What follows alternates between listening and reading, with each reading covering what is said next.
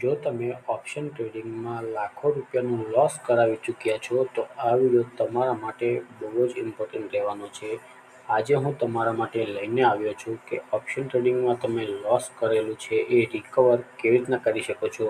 તો આ વિડીયોને એન્ડ સુધી જોવાનું ભૂલતા નહીં, અને આ વિડીયોને એન્ડ સુધી જોશો તો 100% હું તમને એવી રીતના તો સમજાવી જ દઈશ કે જે તમે 5મા ધોરણના ફેલ હશો ને તો પણ આ સ્ટ્રેટેજી યુઝ કરીને એક સારી રીતના તમે ટ્રેડર બની શકો છો અને સારું એક એવું રિટર્ન પણ તમે આમાંથી કમાવી શકો છો. તો ચાલો સ્ટાર્ટ કરીએ અને રિકવર કેવી રીતના તમે તમારા ઓપ્શન ટ્રેડિંગના એ બધું જ આપણે આ વિડીયોમાં ડિટેલમાં શીખીશું.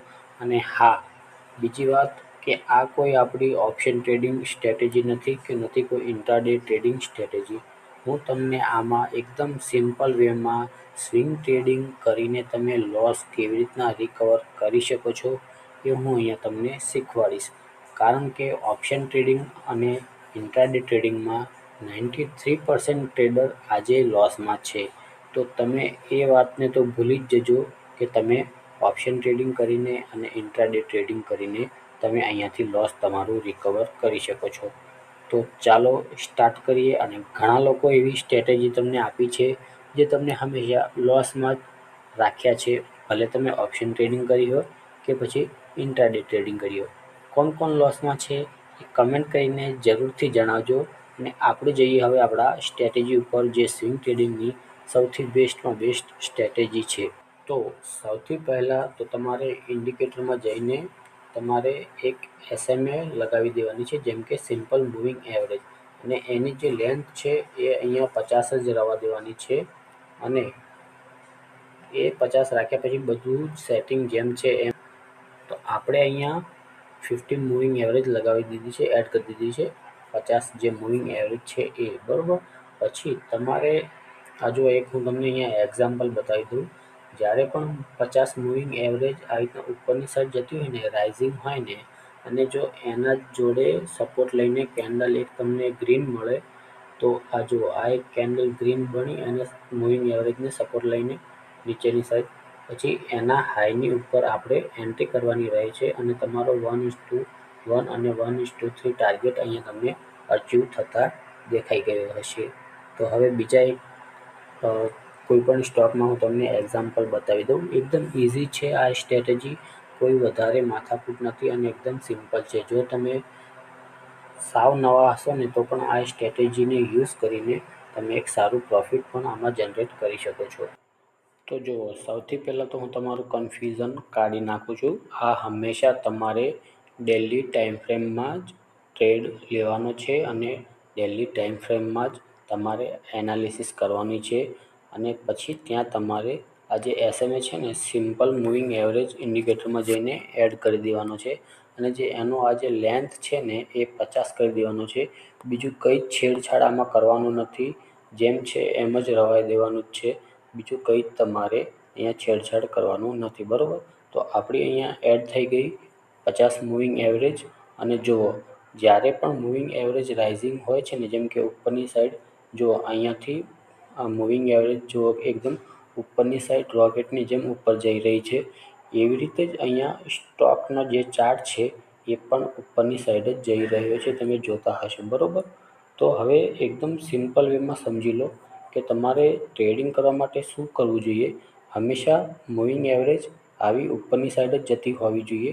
અને જુઓ અહીંયા એકદમ સરસ મજાનો મૂવિંગ એવરેજ જોડે જેમ કે નજીક જ સપોર્ટ લઈને ગ્રીન કેન્ડલ બની, તો આપણી એન્ટ્રી એના હાઈની ₹1 કે 50 પૈસા ઉપર એન્ટ્રી કરીશું બીજા દિવસે. જેમ કે મંડેના આપણને 50 મૂવિંગ એવરેજ જોડે સપોર્ટ લઈને બુલિશ કેન્ડલ બની, અને એ દિવસે પછી આપણે એ ટ્રેડ નહીં લઈએ, એના બીજા દિવસે લઈશું, જેમ કે મંગળવારના દિવસે. અને એ પણ આપણે 50 પૈસા ઉપરનો લિમિટ ઓર્ડર કરીશું. અને સ્ટોપ લોસ આપણે આ જે ગ્રીન કેન્ડલનો લો હોય એની નીચે રાખીશું. અને અહીંયા તમને 1:3 ટાર્ગેટ અચીવ થતા દેખાયો હશે. પછી ફરી અહીંયા તમને એન્ટ્રી આપી, પાછો તમે ₹1.50ની હાઈ ઉપર એન્ટ્રી કરી, અને અહીંયા તમારો 1:3 પાછો તમને ટાર્ગેટ મળી ગયો છે. પછી ફરીથી અહીંયા એક ગ્રીન કેન્ડલ બુલિશ બનાવી 50 મૂવિંગ એવરેજ જોડે સપોર્ટ લઈને અને પછી અહીંયા ફરીથી તમને 1:2નો ટાર્ગેટ પણ અચીવ થઈ ગયો હશે. જો આવી રીતના સ્વિંગ ટ્રેડિંગ કરીને તમે લોસ રિકવર કરી શકો છો. પણ જો તમે ઓપ્શન ટ્રેડિંગ કે ઇન્ટ્રાડે ટ્રેડિંગમાંથી જ જો લોસ રિકવર કરવા માંગશો તો હંમેશા તમે લોસમાં જ રહેશો અને ક્યારેય તમે લોસ રિકવર નહીં કરી શકો.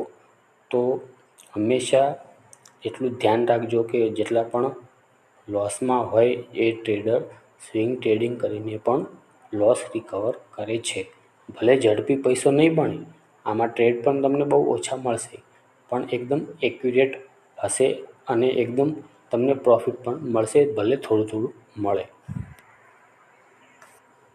અને હા, આમાં પણ તમારે સ્ટોપ લોસ યુઝ કરવાનું રહેશે, કારણ કે જો તમે સ્ટોપ લોસ યુઝ નહીં કરો ને તો કોઈ પણ બેડ ન્યૂઝની કારણે લોઅર સર્કિટ પણ લાગી શકે છે અને તમારું કેપિટલ અંદર ફસાયેલું કોઈ પણ સ્ટોકમાં રહી શકે છે. તો હંમેશા આપણે ફર્સ્ટ પ્રાયોરિટી સ્ટોપ લોસ રાખવાનું, પછી જ ટાર્ગેટ આપણે રાખીશું તો પણ ચાલશે, પણ સ્ટોપ લોસ લગાવ્યા સિવાય ક્યારેય ટ્રેડ કરવો નહીં, કોઈ પણ સ્ટોક હોય XYZ.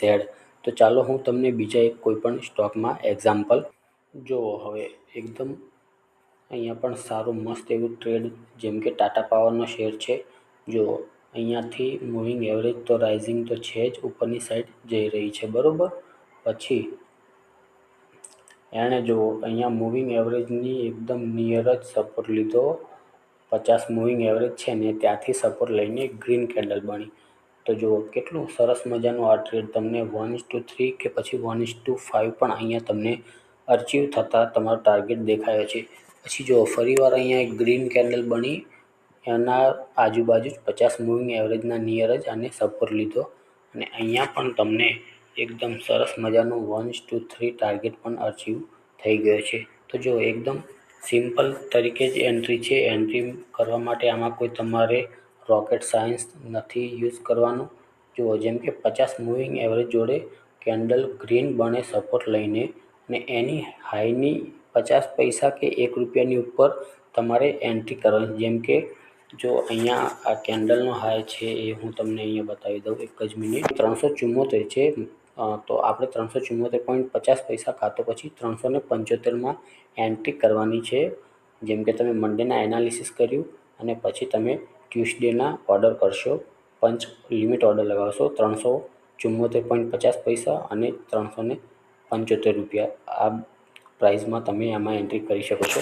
પછી તમારો સ્ટોપ લોસ રહેશે એ જે આ કેન્ડલનો લો છે ને એના ₹1ની નીચે, લોના ₹1 નીચે. કેમ કે ઘણા લોકો એવું કહે છે કે ખબર નહીં મારું સ્ટોપ લોસ થઈને જ પછી સ્ટોક ઉપર કેમ જાય છે, પણ એવું એકચ્યુઅલમાં હોતું નથી.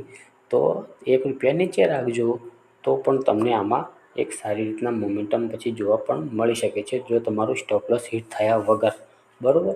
પછી જુઓ અહીંયા પણ એને શું કર્યું, મૂવિંગ એવરેજ જોડે નજીક જ ગ્રીન કેન્ડલ સપોર્ટ લઈને બનાવી અને પછી અહીંયા તમને ₹1 ઉપર તમે 2-4 દિવસ પછી પણ તમારો અહીંયા ઓર્ડર એક્ઝિક્યુટ થઈ ગયો અને તમને આમાં 1:3 સુધી પણ ટાર્ગેટ જોવા મળી ગયો હશે, બરાબર.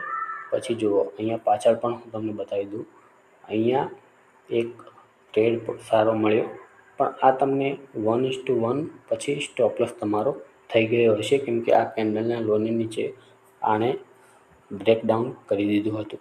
તો સ્ટોપ લોસ પણ થશે, એટલે જ કહું છું કે સ્ટોપ લોસ યુઝ કરવું બહુ જ જરૂરી છે. તો મિત્રો વિડીયો કેવો ગમ્યો એ લાઈક કરીને જરૂરથી જણાવજો અને કમેન્ટ પણ જરૂરથી કરજો અને કહેજો કે શું તમને આવા વિડીયો પસંદ છે. તો આપણે બીજી ઘણી બધી સ્ટ્રેટેજીઓ છે જે મેં પર્સનલ યુઝ કરી છે, એવી પણ સારી હું તમારા માટે લઈને આવીશ. તો કમેન્ટ જરૂરથી કરજો જો તમે શીખવા માટે બહુ જ ઉત્સાહિત હો તો, અને જો ચેનલ પર નવા હો તો ચેનલને સબસ્ક્રાઈબ કરી લેજો. મળીશું બીજા કોઈ નેક્સ્ટ વિડીયોમાં. ત્યાં સુધી જય હિન્દ.